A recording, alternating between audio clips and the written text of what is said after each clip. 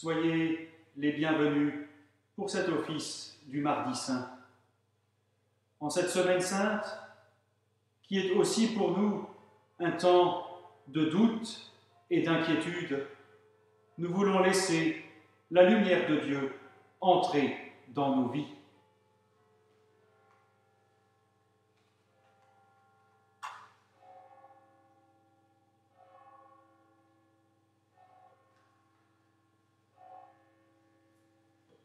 Tu es béni, Seigneur notre Dieu, Roi éternel, berger de ton peuple. Comme autrefois, tu as conduit Israël au désert dans la colonne de nuée. Tu nous conduis aujourd'hui à travers ces 40 jours du carême. Nous avançons comme pèlerins. Ouvre nos yeux à ta présence, que nous puissions contempler ton éclat. Reste avec nous tous les jours, toi qui ne veux pas que nous nous perdions. À toi l'honneur, à toi la gloire, par Jésus-Christ, notre lumière qui nous précède, aujourd'hui et jusque dans tous les siècles. Amen.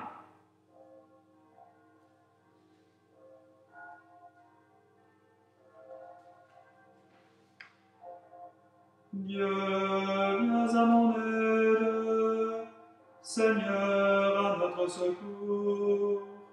Gloire au Père et au Fils et au Saint-Esprit, au Dieu qui était et qui vient, pour les siècles des siècles. Amen. Entends ma voix, reçois mon cri, je t'appelle et je te supplie, sur ma route un piège étendu, plein de frayeur je suis perdu.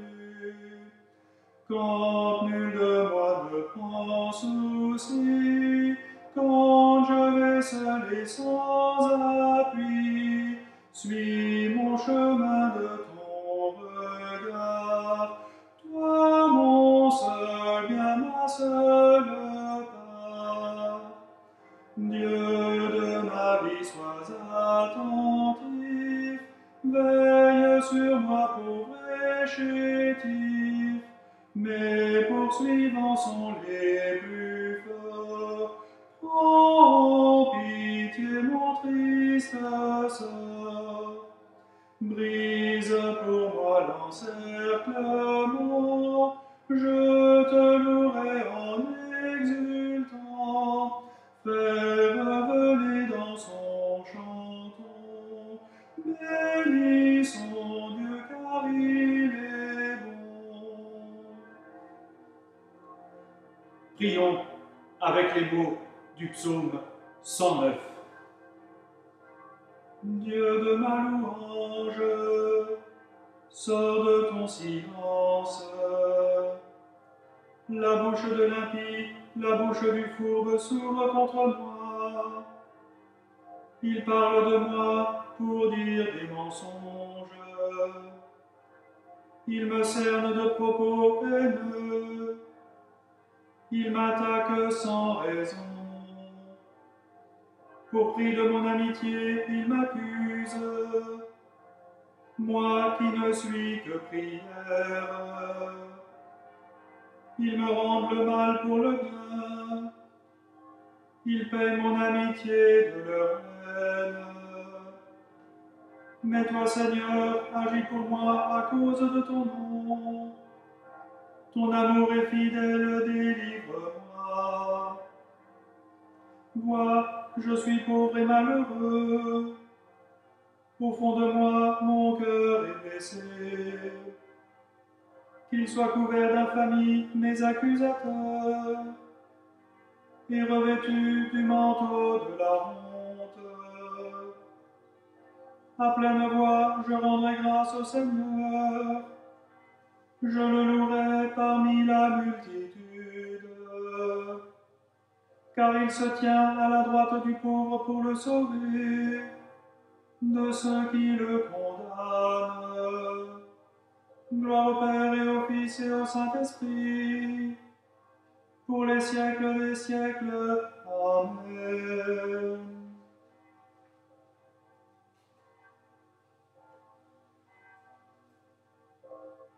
Dieu de miséricorde, tu as donné ton Fils à la croix pour chacun d'entre nous. Donne-nous d'accueillir ce mystère de tout notre cœur et à travers lui, dans la force de la foi, de ne pas désespérer dans les épreuves. Par Jésus-Christ, notre Seigneur et notre frère, qui vit et agit avec toi dans l'unité du Saint-Esprit, un seul Dieu pour les siècles des siècles. Amen.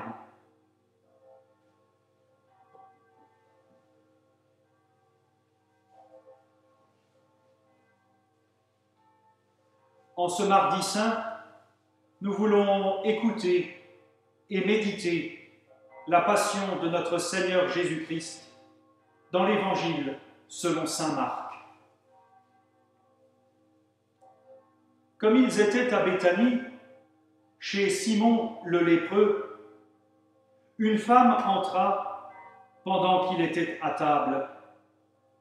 Elle tenait un flacon d'albâtre plein d'un parfum de nard pur, d'un grand prix. Elle brisa le flacon et répandit le parfum sur la tête de Jésus. Quelques-uns s'indignaient. À quoi bon gaspiller ce parfum? On aurait pu vendre ce parfum plus de 300 deniers et les donner aux pauvres. Et ils s'emportaient contre elle. Mais Jésus dit, laissez-la. Pourquoi la tracassez-vous? Elle a accompli une belle œuvre à mon égard. Les pauvres, en effet, vous les aurez toujours avec vous, et vous pouvez leur faire du bien quand vous voulez. Mais moi, vous ne m'avez pas toujours. Elle a fait ce qu'elle a pu. Elle a d'avance embaumé mon corps pour l'ensevelissement. Amen, je vous le dis. Partout où la bonne nouvelle sera proclamée dans le monde entier, on racontera aussi, en mémoire de cette femme, ce qu'elle a fait. Judas Iscariote, l'un des 12, alla trouver les grands prêtres afin de le leur livrer. Quand ils l'entendirent, ils se réjouirent et promirent de lui donner de l'argent. Ils cherchaient une occasion pour le livrer. Le premier jour des pains sans levain, le jour où l'on sacrifiait la Pâque, ses disciples lui disent « Où veux-tu que nous allions te préparer le repas de la Pâque ?» Il envoie 2 de ses disciples et leur dit « Allez à la ville. Un homme portant une cruche d'eau viendra à votre rencontre. Suivez-le. Et là où il entrera, dites au maître de maison, le maître dit, où est la salle où je mangerai la Pâque avec mes disciples? Il vous montrera une grande chambre à l'étage, aménagée et toute prête. C'est là que vous ferez les préparatifs. Les disciples partirent, arrivèrent à la ville, trouvèrent les choses comme il leur avait dit et préparèrent la Pâque. Le soir venu, il arrive avec les 12. Pendant qu'ils étaient à table et qu'ils mangeaient, Jésus dit « Amen, je vous le dis,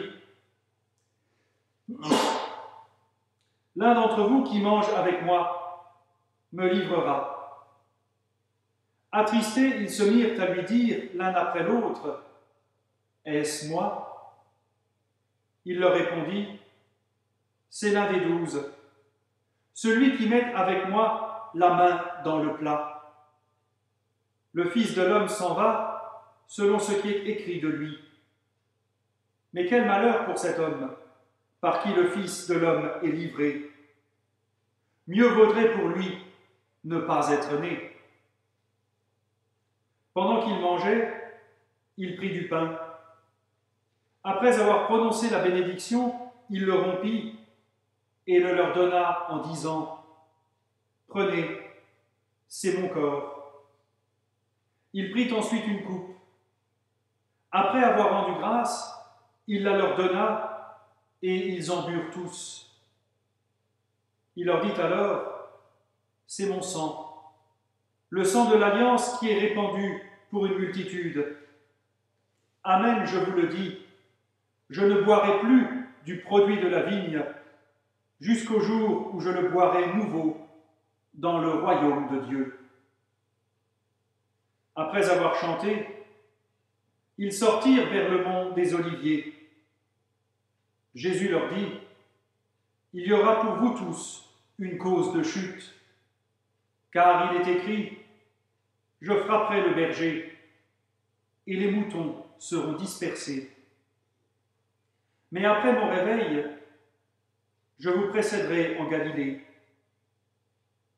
Pierre lui dit : « Quand cela serait pour tous une cause de chute, cela ne le serait pas pour moi. » Jésus lui répond : « Amen, je te le dis, aujourd'hui, cette nuit même, avant qu'un coq ait chanté 2 fois, tu m'auras renié par 3 fois. » Mais lui n'en protestait que davantage. « Quand il me faudrait mourir avec toi, je ne te renierai pas. » Et tous en disaient autant. Ils arrivèrent au lieu nommé Gethsémani, et il dit à ses disciples : « Asseyez-vous ici, pendant que je prierai. » Il prend avec lui Pierre, Jacques et Jean. Il commença alors à éprouver effroi et angoisse. Il leur dit : « Je suis triste à mourir.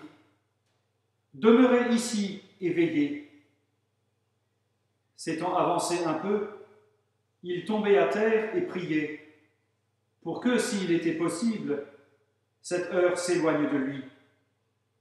Il disait : « Père, Abba, tout est possible pour toi. Éloigne de moi cette coupe. Toutefois, non pas ce que moi je veux, mais ce que toi tu veux. » Il vient et les trouve endormis. Il dit alors à Pierre : « Simon, tu dors ? Tu n'as pas été capable de veiller 1 heure ? Veillez et priez, afin de ne pas entrer dans l'épreuve. L'esprit est ardent, mais la chair est faible. » Il s'éloigna encore et pria en répétant les mêmes paroles. Puis il revint et les trouva endormis, car ils avaient les yeux lourds. Ils ne savaient que lui répondre. Il vient pour la 3e fois et leur dit : « Vous dormez encore ? Vous vous reposez ? C'en est fait. L'heure est venue. Le Fils de l'homme est livré aux pécheurs. Levez-vous, allons. Celui qui me livre s'est approché. » Aussitôt, comme il parle encore, survient Judas, l'un des 12, et avec lui une foule armée d'épées et de bâtons, envoyés par les grands prêtres, les scribes et les anciens. Celui qui le livrait leur avait donné ce signal : « Celui que j'embrasserai, c'est lui. Arrêtez-le et emmenez-le sous bonne garde. » Aussitôt arrivé, il s'approche de lui et lui dit : « Rabbi », et il l'embrassa. Alors ils mirent la main sur lui et l'arrêtèrent. Un de ceux qui étaient là tira l'épée, frappa l'esclave du grand prêtre et lui emporta l'oreille. Jésus leur dit : « Vous êtes sortis pour vous emparer de moi, avec des épées et des bâtons, comme si j'étais un bandit. Tous les jours, j'étais parmi vous à enseigner dans le temple, et vous n'êtes pas venus m'arrêter. mais c'est pour que les Écritures soient accomplies. » Alors tous l'abandonnèrent et prirent la fuite. Un jeune homme le suivait, vêtu seulement d'un drap. On l'arrête, mais lui, lâchant le drap, s'enfuit tout nu. Ils emmenèrent Jésus chez le grand prêtre. Tous les grands prêtres, les anciens et les scribes, se réunissent. Pierre l'avait suivi de loin jusqu'à l'intérieur du palais du grand prêtre, dans la cour.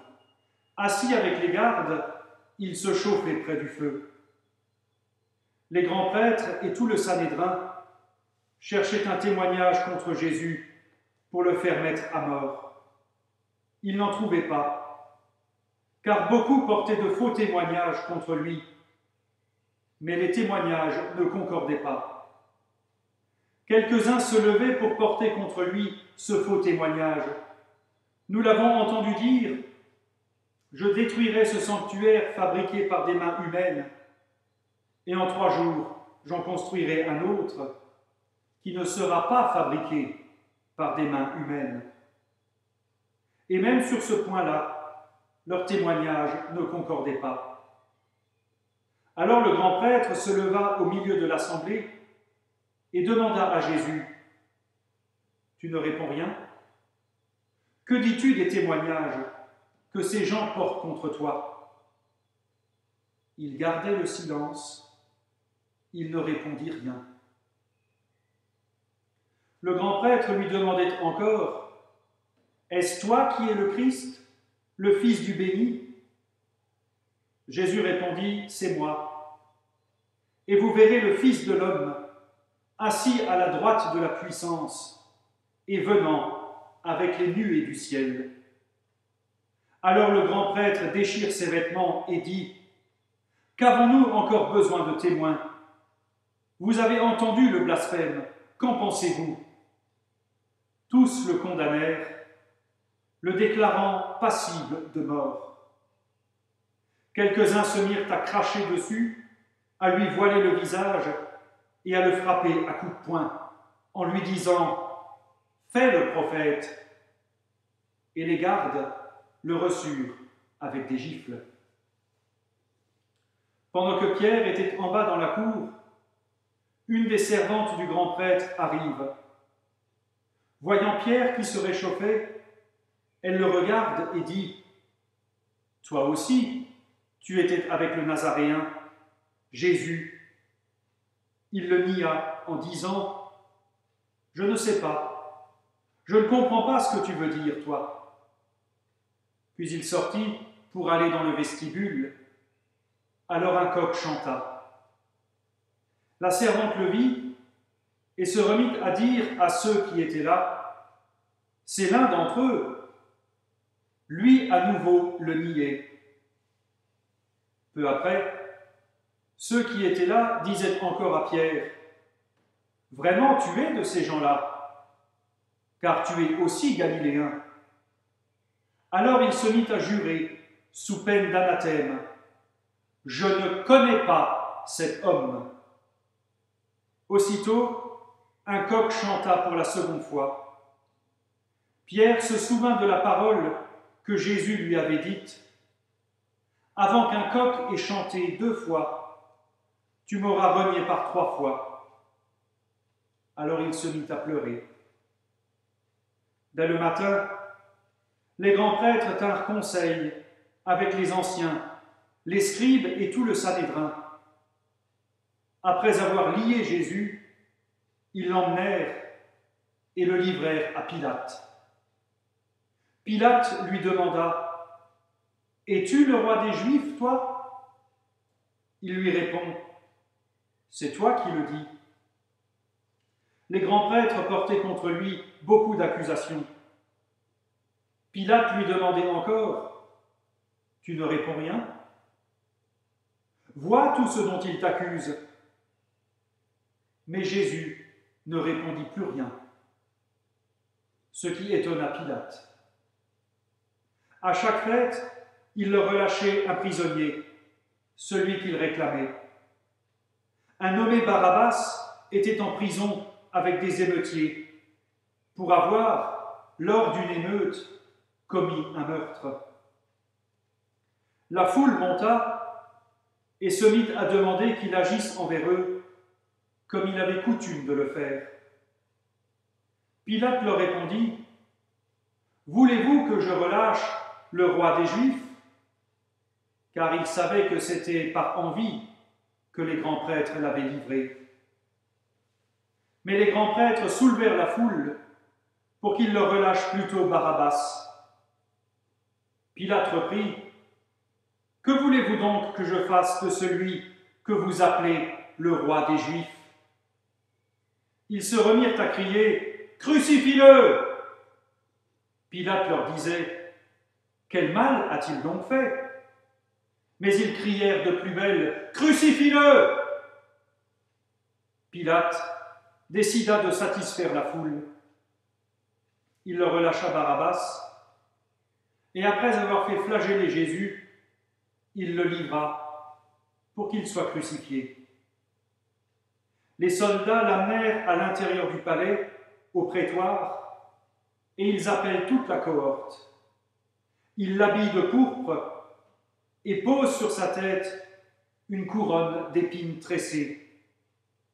Puis ils se mirent à le saluer. « Bonjour, roi des Juifs !»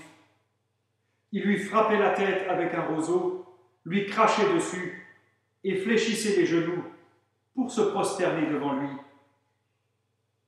Après s'être moqués de lui, ils lui ôtèrent la pourpre et lui remirent ses vêtements.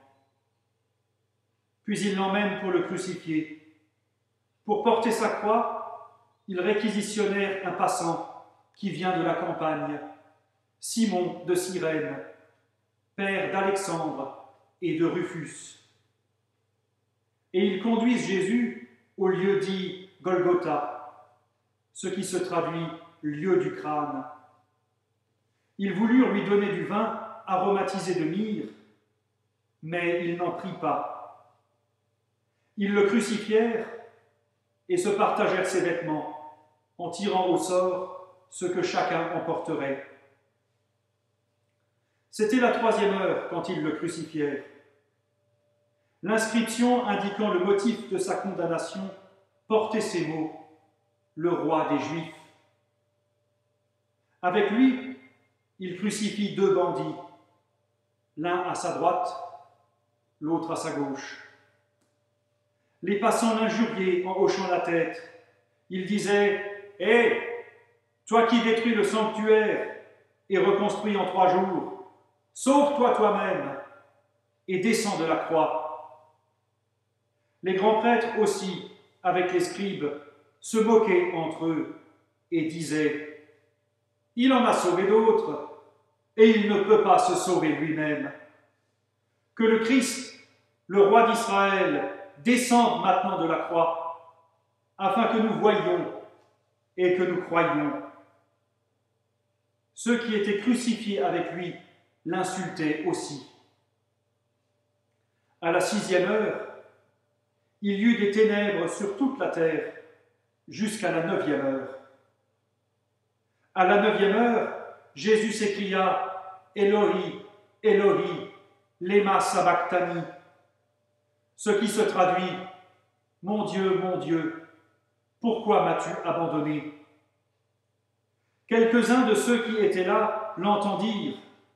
Ils disaient « Tiens, il appelle Élie. » Quelqu'un courut remplir de vin aigre une éponge et la fixa à un roseau pour lui donner à boire en disant « Laissez, voyons si Élie va venir le descendre de là. » Mais Jésus laissa échapper un grand cri et expira. Le voile du sanctuaire se déchira en 2, d'en haut jusqu'en bas.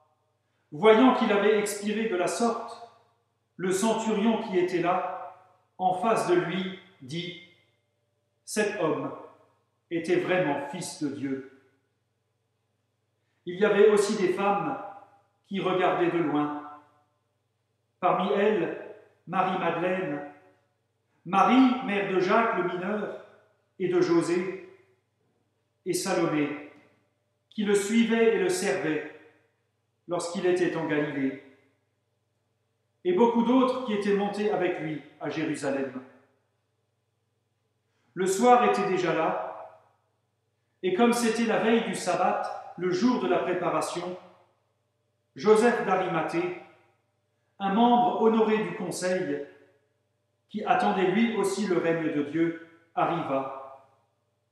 Il osa se rendre chez Pilate pour demander le corps de Jésus.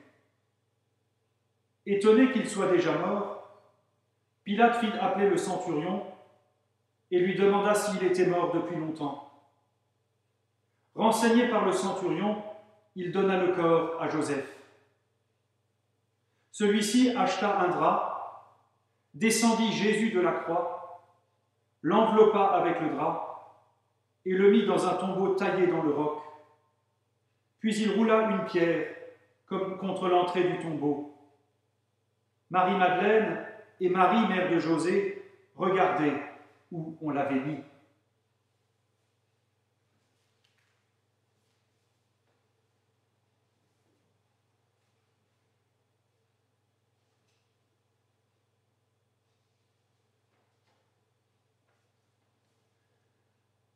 Nous pouvons répondre à la parole de Dieu avec les mots du Magnificat.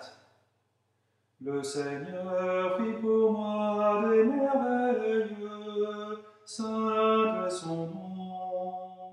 Mon âme exalte le Seigneur, exulte mon esprit en Dieu mon Sauveur.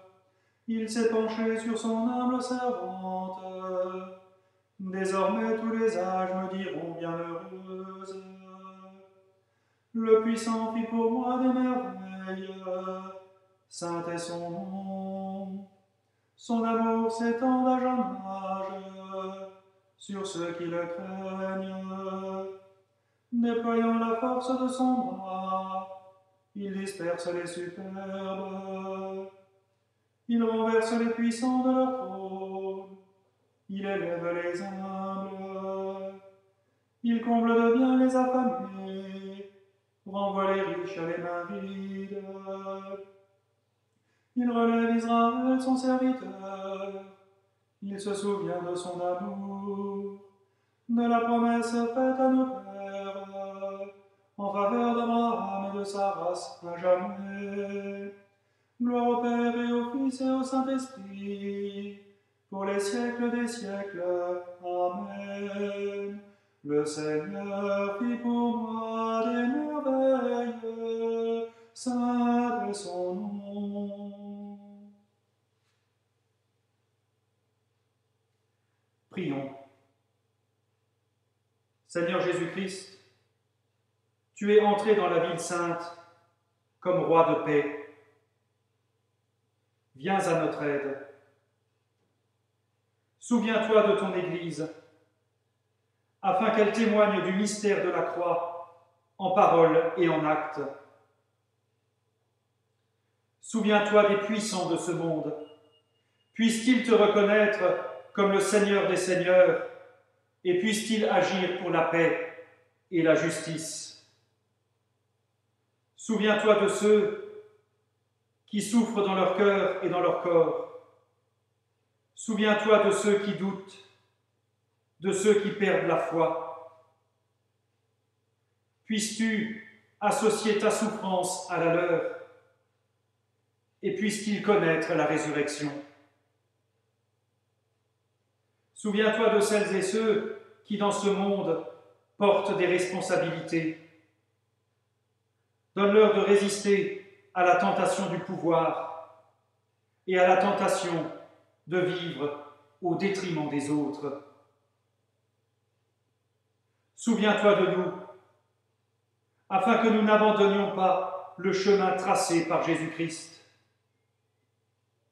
Seigneur Jésus-Christ, accueilli par la louange des Jérusalémites, conduis-nous sur ton chemin jusqu'à la résurrection du matin de Pâques, toi qui vis et agis avec le Père dans l'unité du Saint-Esprit, un seul Dieu pour les siècles des siècles.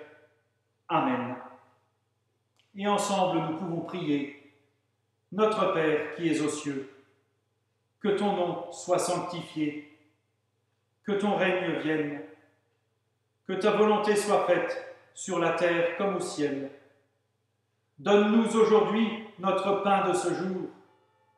Pardonne-nous nos offenses, comme nous pardonnons aussi à ceux qui nous ont offensés. Et ne nous laisse pas entrer en tentation, mais délivre-nous du mal, car c'est à toi qu'appartiennent le règne, la puissance et la gloire, pour les siècles des siècles. Amen. Et que Dieu Tout-Puissant vous bénisse et vous garde, qu'il tourne son visage vers vous, qu'il vous accorde sa grâce et sa paix, et que la bénédiction du Dieu trois fois saint, le Père, le Fils et le Saint-Esprit, descende sur vous et y demeure à jamais. Amen. À chacun d'entre vous, bonne soirée, bon courage et à demain.